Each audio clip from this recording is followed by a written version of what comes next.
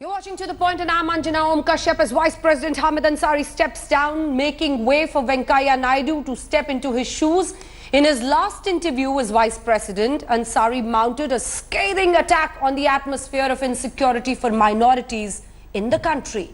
Speaking to Rajya Sabha TV channel, Ansari said, and I quote, "A sense of insecurity is creeping in as a result of the dominant mood created by some and the resultant intolerance and vigilantism. The spate of vigilantism, mob lynchings, beef bans and Ghar Wapsi campaigns have led to a breakdown of Indian values and to the breakdown of the ability of the authorities to enforce the law. The Indianness of any citizen is being questioned, and this is a disturbing thought." End of quote. Listen to what Ansari said and what exactly did Venkaiah Naidu say.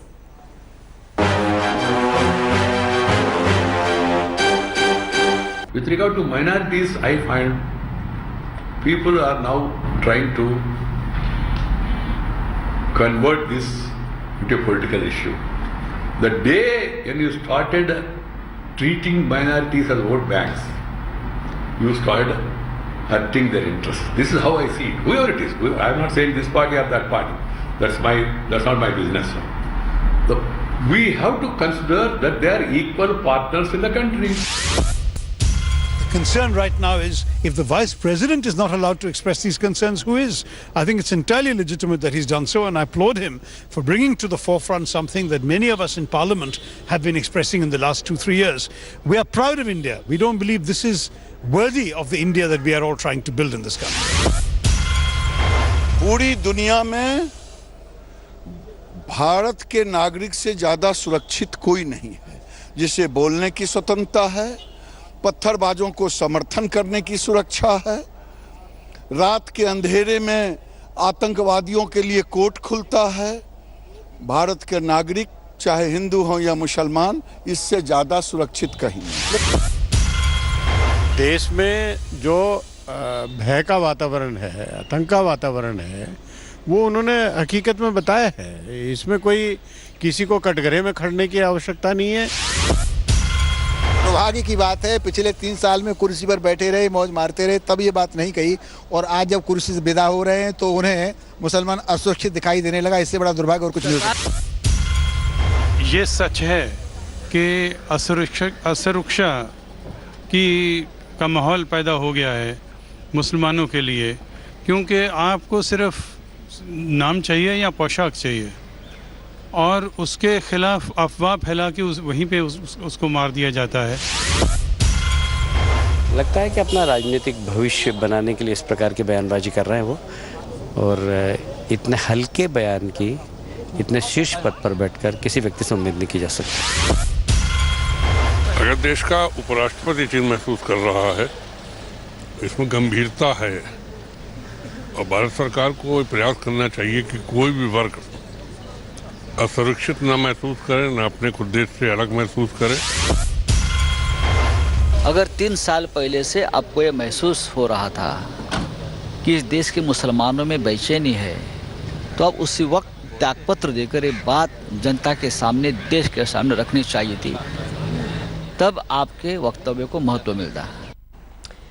I'm joined in the debate by President of AIMIM and Lok Sabha MP Asaduddin Owaisi and BJP's national spokesperson Spate Patra joins me. I want to come to you, Mr. Owaisi, first. My question to you is intolerance, the favorite word for those who wanted to attack the Prime Minister of this country. Intolerance remained a favorite word for quite some time because around that a lot of politics was done.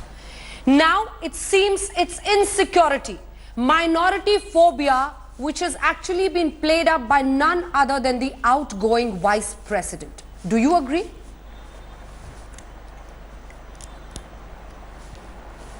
I strongly disagree with you, and I would request you that please do not use such words for the Vice President of India who had spoken the truth. And please remember that the Vice President of India is also an Indian, is a citizen. He has said what is the truth, what is happening on the ground. And one must please remember that Hamid Ansari comes from a family of freedom fighters who had given numerous sacrifices for this country, And Hamid Ansari is not a career politician. He was a career diplomat. And I would say that after Sarvapalli Radhakrishnan, he is the only scholarly vice president that the country has seen so far. And I don't know whether in my lifetime I'll be seeing another scholarly vice president. Please also remember that read the speeches, 530 speeches Mr. Hamid Ansari as vice president has made. In various speeches, he has cautioned the government. And even in the pertinent, the relevant interview which you are quoting, he has said that he has brought this to the notice of the Prime Minister. He has brought this to the notice of the Council of Ministers. Now, Vice President cannot be Prime Minister, cannot be Home Minister, cannot be Chief Minister. He has definitely brought this apprehension, this insecurity to the Prime Minister and to the government. And unfortunately, the government has not risen up, the government have not reacted, and he is absolutely right that there is a sense of insecurity which is creeping in, which is unfortunate. I would request the government to take it in the right spirit and to address the issue which has been highlighted by the Honorable Vice President of India. Absolutely. This is a point, Sambit Patra, that the Vice President has raised before, even when he was in a convocation ceremony at Punjab University. He said that a lot of viewpoints of a particular party is being forced through an agenda. He's pointed all this before. Why try and blame him and run him down? This is the time when he's leaving his office. He just made a statement which a lot of people are making around the country. A lot of lynching has led people to believe that the minorities are actually scared in the country today. Because please remember, I know you want to tell me about RSS killings, but do remember, sir, that these are incidents that are happening on the street by ordinary people, and actually because of the attire or because of the religion, some people have been lynched. Anjana, some people have been lynched. That was the exact word you ended with. If some people has been lynched, which is unfortunate, that does not make India a lynchistan, that does not denounce India's stature in the world category. Very importantly, there is a famous Sanskrit saying, Satyam vadah priyam vadah. Tell the truth. Never shun away from telling the truth, but say it politely. So today, since Mr. Hamid Ansari is a respected person, he is the Vice President of this great country, I would speak the truth, but I would speak it very politely. Number one, I firmly believe that the people who are supposed to uphold the constitution of this country should only uphold the constitution of this country because they are in the high constitutional positions, and they should refrain from upholding political ideologies from whom they are born. Over here, I'm very sorry to say, and politely let me submit that the present... What's the political ideology? I'm telling that. Yeah. I'm telling that. The two words that have been used by Mr. Hamid Ansari time and again over here is unease and insecurity. Yeah. And Anjana, let me tell you without any mincing of words that, well, yes, if there is some sense of unease and insecurity, it is within the powers of corridors of our opposition parties. The opposition parties and the ideology of the Congress party, which they feel they cannot sustain today because of the hard work that the Prime Minister, Mr. Narendra Modi, is putting in, because of the hard work and the strategy that Mr. Amit Shah is putting in, they have made India into a lynchistan. Please fight it politically. Don't demean India. And let me tell you, Mr. Hamid Ansari is no second person, or he is not just a Rahul Gandhi who is making a statement. For God's sake, he is the present Vice President of India. So when he says that India is a country which has become unlivable for Muslims, remember, from the BBC to the most important newspapers across the world, including American newspapers and other newspapers, would be quoting it tomorrow as the headlines, saying that Indian democracy has failed, and who else but the Vice President of India is saying. And today I was listening very intently to what the Congress... question for you, Mr. Owaisi. Today, I'll just complete in 10 seconds. Okay, go ahead. 10 seconds. Make your point fast. Today Make your point fast. Today I was listening to Mr. Ghulam Nabi Azad's speech. Mr. Ghulam Nabi Azad said that I know Mr. Hamid Ansari loves playing golf. I also love playing golf. Today we are not getting time to play golf. Tomorrow we will play golf. Anjana, let me submit very humbly. There is a small elite group in the Lutyens, Delhi, this golf playing group, which had the sense of entitlement that they would rule this country for time immemorial. We have a Prime Minister today, a Garib Prime Minister, a Chaiwala Prime Minister, who has risen to the ranks of an ordinary India to become the Prime Minister of this great democracy. And suddenly all these golf playing elites feel that this country is no more livable because their entitlement, their sultanate, their sultanhood has been taken off. This is the reason as to why we hear such words as insecurity and unease, while none such exist on the ground. Fine. Mr. Owaisi, my question is very clear. Actually, he's trying to point out that he has relations with the Congress party affiliation, and that is why he's actually talking and saying these words. But I want to take this question to an absolutely different level, sir. Does this fear that Hamid Ansari talked about, does this fear only exist in the opposition because politics for a very long time in this country has meant minority appeasement, and secularism also became a synonym of minority appeasement? My question, very simple and very clear in few words, is we all have immense respect for the seat of the Vice President, but does this amount to defaming the country? Is there actually a situation where Muslims are in absolute fear? They can't move out because we see people living normally around us, but this fear is actually being talked about or made just a political card. Does this amount to defaming the country, sir?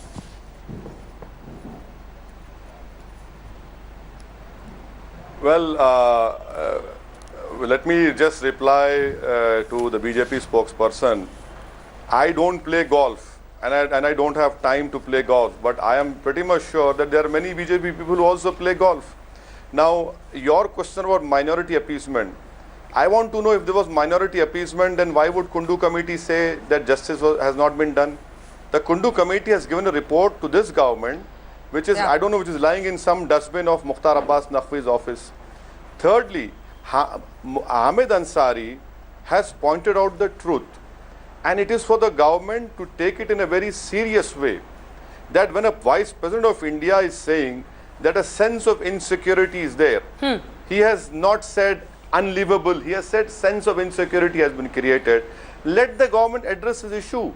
See, the problem is what happens to Ghulam Nabi or Hamid Ansari or Owaisi is not. The problem is people who go on train to celebrate Eid are being killed. People who do not have toilet in their homes, who go out, when he stops to photograph, they are killed. So, and please differentiate, as you rightly said, what happens in Kerala, these are political murders which has to be condemned. What is happening now these are religious murders which has to be equally condemned. And I am pretty much sure that BJP will not take note of it. You know, you can win elections, but please listen to me. Please listen, let me finish. Winning elections does not mean that you abdicate your constitutional responsibility of providing security to the Indian citizens who are minorities in this country and who have right to life is a fundamental right, which this government, instead of promoting cultural nationalism, should have promoted constitutional nationalism. Believe me, the day BJP promotes constitutional nationalism, in a matter of time, not in days but in months, things will set right. It is for the BJP to take note of it. There is a climate of fear, whether international media writes or doesn't write. See, our country is not North Korea. Our Prime Minister is not Kim Jong. Our Prime Minister, Mr. Modi, a democratically elected Prime Minister. And it is for him to take it in the right spirit, do some introspection, and take some rectification steps, because the water has gone over our heads. Nationalism now just means Hindu nationalism. Is this a thought that's promoting such a situation where Muslims feel fear in this country? Samir. Anjana, let me address this. First and foremost, Mr. Owaisi saying that he does not play golf. Let me tell you, I would have been extremely happy if Mr. Owaisi would have been playing golf. He plays far more dangerous games than golf. No. Far more dangerous games than golf, and that is called as appeasement and communalism. Coming to the point over here, you said that is it Hindu nationalism which has taken over, as the Vice President also pointed out in a recent event. मैं आपको बताता हूं, अंजना जी और ओवैसी जी सुन लीजिए, अगर ये Hindu assertive होता, अरे हिंदू के अपने इष्ट देव भगवान राम के नाम पर एक टुकड़ी जमीन आप लोग नहीं दे रहे हैं। 500 वर्षों से हिंदू भिक्षा मांग रहा है कि जमीन चाहिए, जहां उसके राम का जन्म हुआ वो जमीन की टुकड़ी नहीं मिल रही है, और आप बोल रहे हैं हिंदू इंटॉलरेंट है। You go to the extent of saying that Hindus are killing people on streets. So please, I beg of you, don't demean Hindus in this way. अगर हिंदू ऐसा होता ना, 20% मुसलमान आबादी में बढ़ोतरी नहीं हो जाती। पाकिस्तान में जाके देखिए, वहां 20% से 2% हो गए हैं हिंदू। वहां होता है जो कल्चरल नेशनलिज्म की बात आप कर रहे हैं ना, उम्मा, इस्लामिक उम्मा कहां मौजूद है, वो पाकिस्तान में देखिए। दूसरी बात, आपने बार बार कहा, आपने बार बार कहा कि यहाँ इंटॉलरेंस का माहौल है, there is a kind of intolerance in this country. And when you go to Kerala, you talk about the butchering of Dalits in Kerala. Recently Rajesh was butchered, his hands were chopped off. That you level as political killings, that is political killing, and these are all hateful killings. You said that Muslims going out to read namaz are killed on the streets.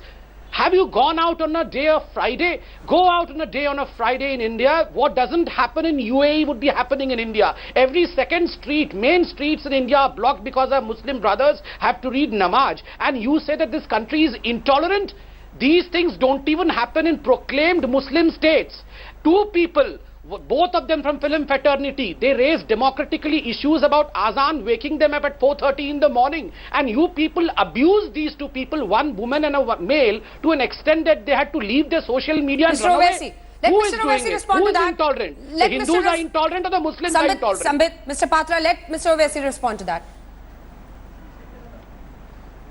Well, I am thankful to the BJP spokesperson to speak in this tone and tenor, which clearly shows to the whole world that he is speaking as a person who believes in Hindutva, which wants to ensure that the Muslims become second-class citizens. Look at his argument. Oh, I should not believe in Hindutva also. What of I 500 should say that years? I'm not a Hindu. This is what you want. Listen to me. Please don't see. I didn't interrupt you when you were speaking, so have the patience to hear what I'm saying. I know truth hurts you. Please continue. To me. We are talking about a democratically elected government, which, yes, thank you. The Constitution gives me the right to practice religion, not because of you. I have nothing to do with Pakistan. I rejected Jinnah. I rejected Savarkar, because these are the two people who talked about two-nation theory. I am living here as an Indian, and the Constitution is supreme.